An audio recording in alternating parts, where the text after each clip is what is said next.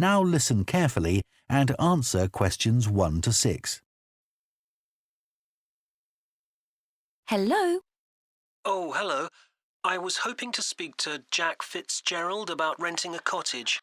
I'm his wife Shirley and we own the cottages together, so I'm sure I can help you. Great. My name's Tom. Some friends of ours rented Granary Cottage from you last year and they thought it was great. So my wife and I are hoping to come in May for a week. What date did you have in mind? The week beginning the 14th, if possible. I'll just check. I'm sorry, Tom, it's already booked that week.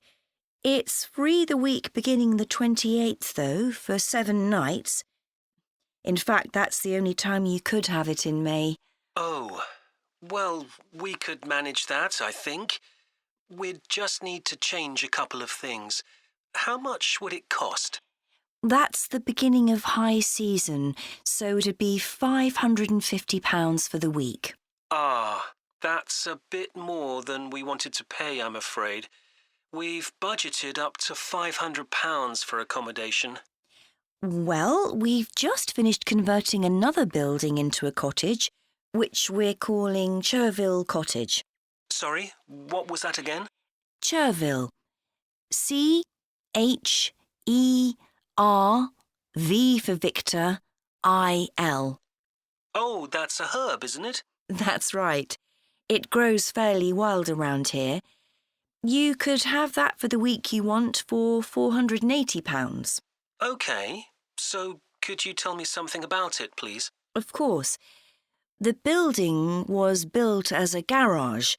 It's a little smaller than Granary Cottage. So that must sleep 2 people as well. That's right. There's a double bedroom. Does it have a garden? Yes, you get to it from the living room through French doors, and we provide 2 deck chairs.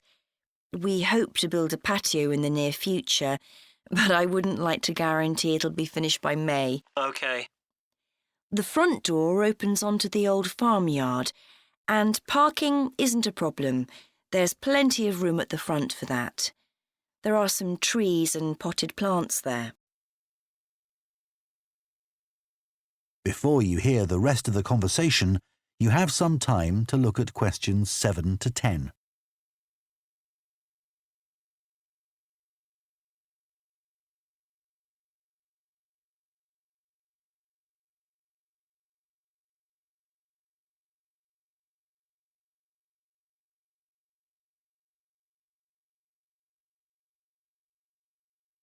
Now listen and answer questions 7 to 10.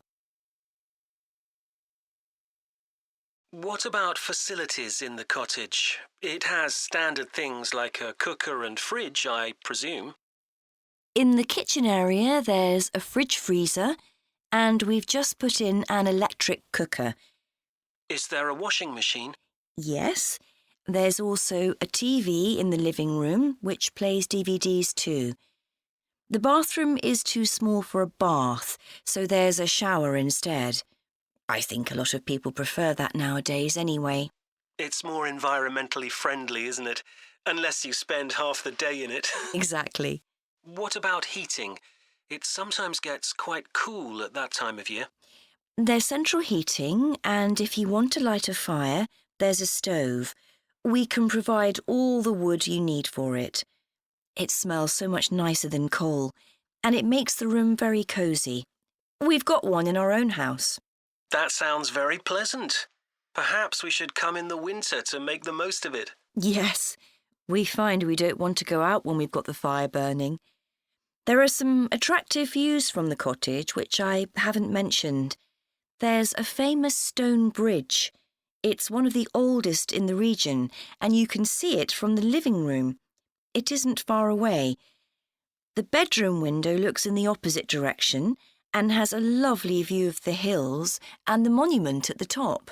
Well, that all sounds perfect. I'd like to book it, please. Would you want a deposit?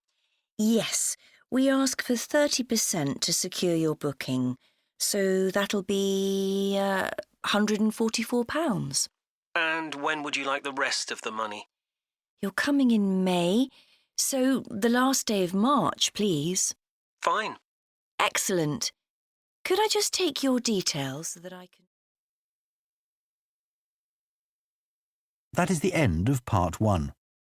You now have half a minute to check your answers to Part 1.